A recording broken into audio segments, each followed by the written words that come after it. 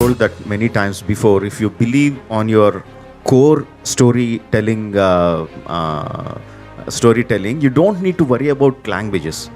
No, whether it is Telugu, Tamil, South, Hindi, Northeastern, it doesn't matter. Rajamouli is a national treasure. I think Rajamouli has still not scratched the surface. S Rajamouli Indian cinema का एक ऐसा stamp जिस stamp के लग जाने के बाद लोग फिर ये नहीं पूछते कि फिल्म का हीरो कौन है, हीरोइन कौन है, किस बैनर के अंडर बनी है ये फिल्म। जस्ट होता है तो सिनेमा का सबसे बड़ा फेस्टिवल। एक ऐसा डायरेक्टर जो पोस्ट पैंडेमिक थिएटर को भूल चुकी ऑडियंस को सिर्फ वापस से थिएटर नहीं लाता, बल्कि अपनी फिल्म से 1236 करोड़ का मैसिव कलेक्शन पोस्ट करता है और एक रीजनल सिनेमा को वर्ल्ड वाइड लेवल पे रिकॉग्निशन भी दिलाता है। लेकिन सवाल ये आता है कि राजामौली ऐसा क्या करते हैं कि उनकी फिल्म टेक्निक को समझने के बाद भी बाकी डायरेक्टर्स उसे अपनी फिल्म में इंप्लीमेंट नहीं कर पाते। वो हमेशा एक सिंपल सी स्टोरी को लेकर आगे बढ़ते हैं, फिर चाहे वो बाहुबली, आरआरआर जैसी मैग्निफिसेंट फिल्म हो या फिर ईगा, सिमाद्री, यमडोंगा जैसी फिल्में। राजामौली की सारी फिल्में ऑडियंस को एक बिल्कुल ही अलग लेवल का एक्सपीरियंस प्रोवाइड करती है। यही नहीं, पुष्पा के डायरेक्टर सुकुमार भी पुष्पा की सक्सेस का पूरा क्रेडिट राजामौली को दे देते हैं। छावा जैसी फिल्म के लिए पब्लिक कहती है कि काश इस फिल्म को राजामौली ने डायरेक्ट किया होता। सो आज की इस वीडियो में हम राजामौली की फिल्म मेकिंग स्टाइल पर तो डिटेल में बात करेंगे, साथ ही साथ ये भी जानेंगे कि कैसे उन्होंने ना सिर्फ तेलुगु सिनेमा बल्कि पूरे इंडियन सिनेमा को ही रीडिफाइन किया। और SSMB 29 में ऐसा वो क्या करने वाले हैं जो आज तक इंडियन सिनेमा में किसी भी डायरेक्टर ने नहीं किया है। तो इंडियन सिनेमा के टॉर्च बियरर राजामौली की सक्सेस इन फिल्मों को करते हैं डिकोड। तब तक आप वीडियो को लाइक कर दो, फिर चाहे आप राजामौली के फैन हो या फिर बॉलीवुड के बोट। सो इस वीडियो को भी हमने दो पार्ट्स में सेग्रीगेट किया है। First, influence of Rajamouli and Indian cinema, and second, unique elements of his film making style. तो देखो, आज दूसरे फिल्म मेकर्स को भी सपने देखने की आजादी देने वाले इंडिया के most iconic and ground breaking films like Baahubali and RRR के लिए रिस्पॉन्सिबल कोडूरी श्री शैला श्री राजामौली, जैसे आज इंडिया ही नहीं बल्कि थ्रू आउट द वर्ल्ड का प्रोमिनेंट डायरेक्टर माना जाता है। उन्होंने ऐसा नहीं था कि बचपन से ही डायरेक्टर बनने का सोचा था, बल्कि जब उनके करियर के बारे में उन्हें कुछ समझ में नहीं आया था तो उन्होंने यूं ही अपने पापा वी विजेंद्र प्रसाद से कह दिया था कि उन्हें डायरेक्टर बनना है। At one point in my life, I dropped out of college and I was doing nothing. And my father was continuously after me, asking me, like, what do you want to do in your life? What you want to be? It doesn't matter whatever you want to be. You have to work for it. You can't sit idle and waste your time. So, just to escape from my father, I said I want to become a director. And I had no intention. I had no understanding of what one needs to be to become a director at that point of time. But उसके बाद जाकर ये क्रांति कुमार के यहाँ as a assistant director का काम करते हैं। इसके बाद फिर से राजामौली अपने पिताजी वी विजेंद्र प्रसाद के साथ 6 साल तक काम करते हैं और वहीं से वो फिल्म राइटिंग भी सीखते हैं। लेकिन उनकी लिखी फिल्मों को कोई भी डायरेक्टर ठीक से एग्जीक्यूट ही नहीं कर पा रहा होता है और उनकी सारी फिल्मों को रिजेक्ट कर दिया जाता है। और इसी रीजन की वजह से राजामौली खुद ही डायरेक्टर बनने की ठानते हैं। फिर वो के राघवेंद्र राव के साथ काफी टाइम तक कुछ कॉमर्शियल एड्स भी डायरेक्ट करते हैं। स्टूडेंट नंबर 1, सिमाद्री जैसी फिल्मों में जूनियर NTR को डायरेक्ट करने के बाद 2004 में वो SYE जैसी एक स्पोर्ट्स ड्रामा फिल्म को भी डायरेक्ट करते हैं, जिसमें रग्बी जैसे स्पोर्ट को तब प्रमोट किया जाता है जब स्पोर्ट के बारे में इंडिया में ठीक से किसी को पता ही नहीं होता। छत्रपति, यमडोंगा, मगधीरा जैसी फिल्मों से वो रीजनल सिनेमा में खुद को एस्टेब्लिश तो कर लेते हैं, लेकिन पहली बार वो ईगा जैसी फिल्म को पैन इंडिया में रिलीज करते हैं। फिल्म के लीड में होती है एक मक्खी, जिस कॉन्सेप्ट के बारे में कोई सोच भी नहीं सकता था। राजामौली ईगा से प्रूव करके दिखाते हैं कि विजन और डेडिकेशन हो तो फिल्म डज वर्क। अभी तक राजामौली ना सिर्फ ऑडियंस के एक्सपेक्टेशन पर खरे उतरे थे, but he also increased his standard of film making with his every single film. अब तक मगधीरा और ईगा से उन्हें नेशनल अवार्ड भी मिल चुका था, लेकिन इसके बाद राजामौली 2015 में पहली बार अपनी बाहुबली जैसी फेनोमेनल फिल्म देकर पैन इंडिया मूवीज का ट्रेंड भी स्टार्ट कर देते हैं। और उसके बाद से एवरी सिंगल टाइम जब भी वो अपनी फिल्म लाते हैं तो हर बार ऑडियंस को मेन्यू में कुछ नया मिलता है जो उन्होंने पहले कभी नहीं देखा होता। फिर चाहे वो बाहुबली 2 हो या फिर RRR जैसी मैग्निफिसेंट फिल्म, आज पुष्पा, KGF, कांतारा, हनुमान, मतलब हर विजनरी डायरेक्टर अपनी फिल्म को पैन इंडिया पे ला पा रहा है तो उसका क्रेडिट कहीं ना कहीं राजामौली को ही जाता है। और ऐसा मैं नहीं कह रहा हूँ, पुष्पा के डायरेक्टर सुकुमार खुद कहते हैं। पुष्पा के सक्सेस मीट में सुकुमार ने कहा था कि I am standing here because of you Rajamouli sir. Sukumar दरअसल पुष्पा को पहले नेशनल लेवल पे लाना ही नहीं चाहते थे, क्योंकि उन्हें ये कोई पैन इंडिया फिल्म नहीं लग रही थी। तब राजामौली ने उन्हें कन्विंस किया था इस फिल्म को नेशनल लेवल पे लाने के लिए। इवन आपको शायद ही पता होगा कि KGF के प्रोड्यूसर भी 2018 में राजामौली से एडवाइस लेने जाते हैं कि क्या उन्हें अपनी फिल्म को तेलुगु में रिलीज करना चाहिए।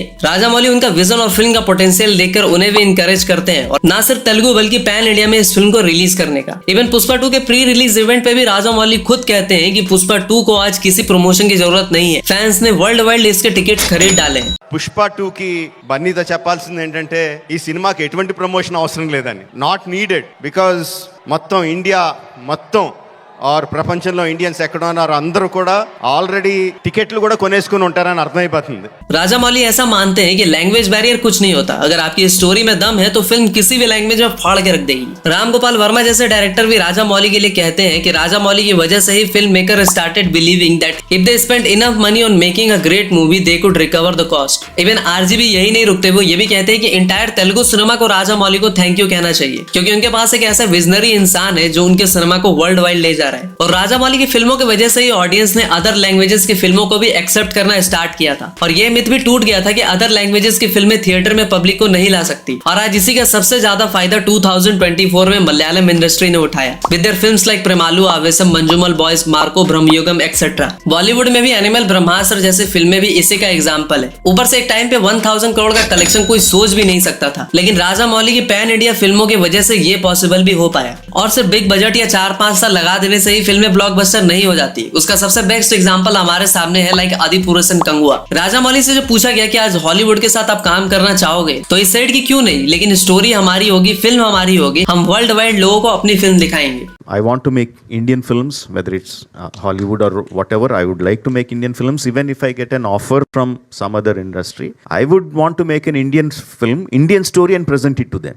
हाँ, तो अब बात करते हैं राजा मौली की यूनिक फिल्म मेकिंग स्टाइल के बारे में, कि वो अपनी फिल्मों में ऐसा क्या करते हैं जो बाकी लोग नहीं कर पाते. जिसमें सबसे पहले आता है inspired from Indian ancient scriptures. जिस चीज को बाकी लोगों ने प्रिमिटिव समझा, राजा मौली ने अपनी हर फिल्म में historical and mythological themes add किए. उनकी फिल्मों में फोर्ट्स, बैटल्स, राजा, उसकी प्रजा, सारी चीजों को ग्रैंड लेवल पे दिखाया गया. उन्होंने रामायण, महाभारत जैसे स्क्रिप्चर को ऐड किया. फिर चाहे बाहुबली में देवसेना या भल्लाल देव को as a Sita Ravan resemble करना हो, या महाभारत के कौरव पांडव की तरह बाहुबली और भल्लाल देव को दिखाना, या फिर वो सीन जहां शिवगामी देवी महेंद्र बाहुबली को नदी में लेके जाती है, ये भी कहीं ना कहीं भगवान श्री कृष्ण के जन्म से इंस्पायर्ड है, जहां उन्हें वासुदेव जी ने यमुना नदी पार कराया था. तू मेरे पापों का प्रायश्चित चाहता है तो मेरे प्राण ले ले, लेकिन इस बच्चे को जीवन दान दे दे. फिर अगर आपने मगधीरा देखी होगी तो आपको याद होगा कि कैसे रामचरण काल भैरव बन के उस ब्रिज पे पूरी आर्मी को मार गिराते हैं. सिमाद्री में तो राजा मौली ने भाई हद कर दी थी, जब एक बकरी की बजाय देवी को सीधा एक रेपिस्ट की बलि चढ़ाते हुए दिखाया गया था. RRR में रामचरण को एज ए श्री राम दिखाना और जूनियर NTR को एज ए भीम. राजा मौली ने रामायण और महाभारत के डिफरेंट एडिशन पढ़े हैं और अमर चित्र कथा को भी पढ़ा है. इसलिए राजा मौली कुछ अलग ही तरीके से सोचते हैं. वो सोचते हैं कि अगर श्री कृष्ण ने कर्ण का साथ दिया होता तो क्या होता, अगर अर्जुन जैसा योद्धा कौरवों के साइड से होता तो क्या होता.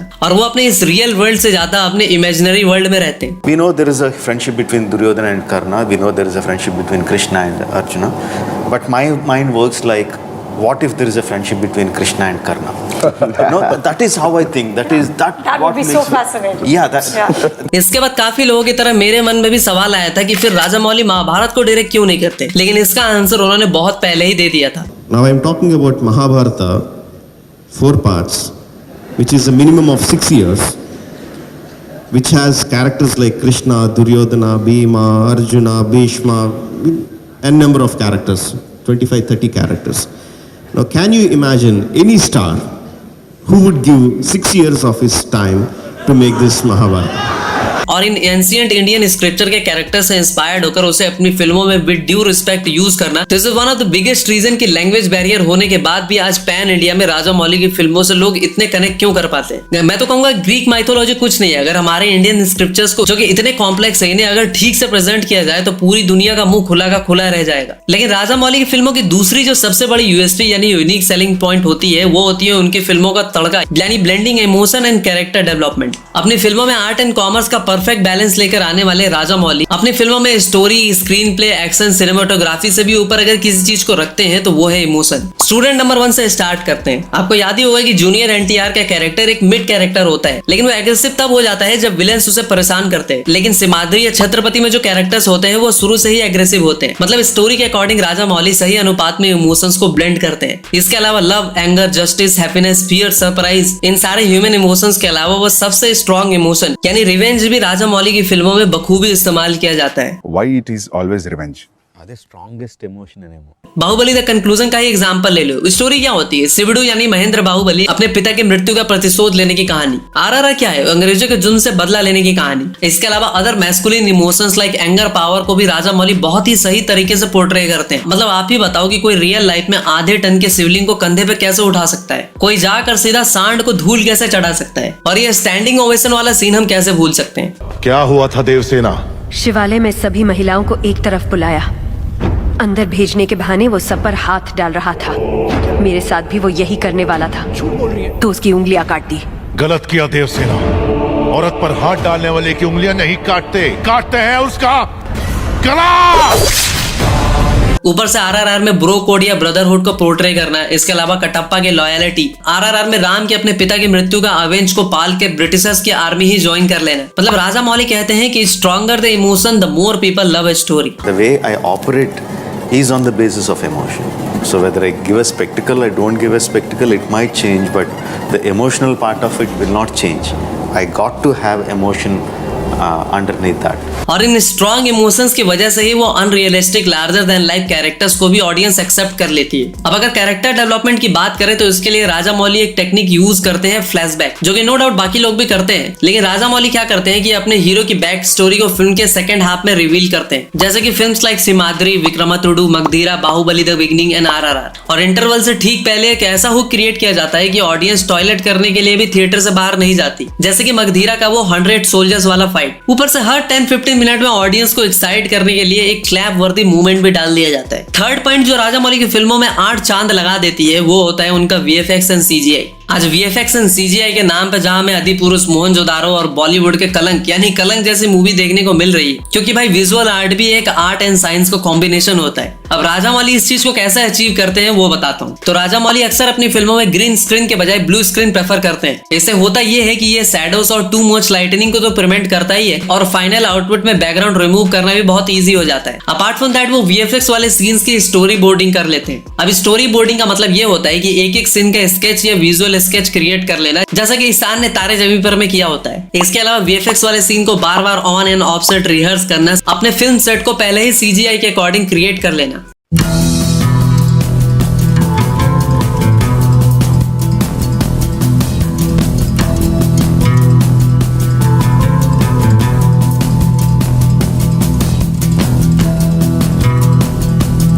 और जिस तरह राजा मौली की फिल्मों का एक्शन डायरेक्टर कोई और होता है, वैसे ही उनकी फिल्मों के सेट पे वीएफएक्स सुपरवाइजर भी होते हैं जिन्हें वीएफएक्स की अच्छी खासी नॉलेज होती है. जैसे कि मगधीरा के लिए पीट ड्रैपर. कटिंग एज टेक्नोलॉजी हो या फिर बाहुबली के लिए 25,000 स्केचेस क्रिएट करना फॉर अ सेट डिजाइन. ये बंदा अपने काम के लिए इतना पैशनेट है कि अपने आने वाली फिल्म SSMB 29 के लिए खुद AI क्लासेस कर रहा है, क्योंकि SSMB 29 में AI का यूज होने वाला है. और ऐसा करने वाले राजा मौली पहले डायरेक्टर होने वाले हैं. और यही चीज राजा मौली को एक गोल्ड डायरेक्टर भी बनाती है. तो अगला पॉइंट है जिसके लिए राजा मौली की फिल्मों को जाना जाता है, वो है स्पेक्टेकुलर स्टोरी टेलिंग. राजा मौली एक फाइनेस्ट डायरेक्टर बाद में है, पहले वो एक अच्छे स्टोरी टेलर है. अब उनकी स्टोरी टेलिंग इतनी यूनिक कैसे हो जाती है वो जानकर तो भाई आप भी सर खुजाने लग जाओगे. जिसमें सबसे मेजर पॉइंट होता है ड्रामेटिक आयरनी. मतलब Rajamouli is a king of creating strong emotions and drama, और वो बिल्कुल ही क्लासिक स्क्रीन राइटिंग टेक्निक में बिलीव करते हैं. अब ड्रामेटिक आयरनी की बात करें तो इसका मतलब ये होता है कि audience know something which characters doesn't know. मतलब कि एज अ ऑडियंस आपको पता है कि आगे क्या होने वाला है, लेकिन फिल्म के कैरेक्टर को वो बात नहीं पता है. जैसे कि बाहुबली में ही बोथ ऑडियंस एंड कटप्पा को पता होता है कि कटप्पा बाहुबली को मार देगा, लेकिन बाहुबली को ये बात पहले से पता नहीं होती. वैसे ही शिवडू ही बाहुबली का बेटा है, ये ऑडियंस को पहले से पता होता है. छत्रपति में प्रभास की माँ को पता नहीं होता है कि जिससे वो नफरत करती है वही उनका बेटा है. ईगा में समंता को पता नहीं होता कि नानी का री इनकारनेशन ही वो मक्खी है, लेकिन ऑडियंस को ये सारी बातें पता होती है. और कुछ इसी तरह राजा मौली एक स्ट्रॉन्ग इमोशंस क्रिएट कर पाते हैं. अगला पॉइंट जो है वो है लेस कॉम्प्लिकेटेड स्टोरी मोर रीच. अब प्रशांत नील की सालार का एग्जांपल ले लो. काफी लोगों को इसलिए फिल्म पसंद नहीं आई क्योंकि उसकी वर्ल्ड बिल्डिंग एंड स्टोरी थोड़ी कॉम्प्लेक्स थी. राजा मौली की सारी फिल्में कॉमर्शियल सिनेमा होती है जो सारे एज ग्रुप को टारगेट करती है. गांव, कस्बे, शहर, किसी भी तबके के ऑडियंस को आज भी बाहुबली के बारे में पता है, क्योंकि इसकी स्टोरी काफी ज्यादा सिंपल थी. Same goes with other films to.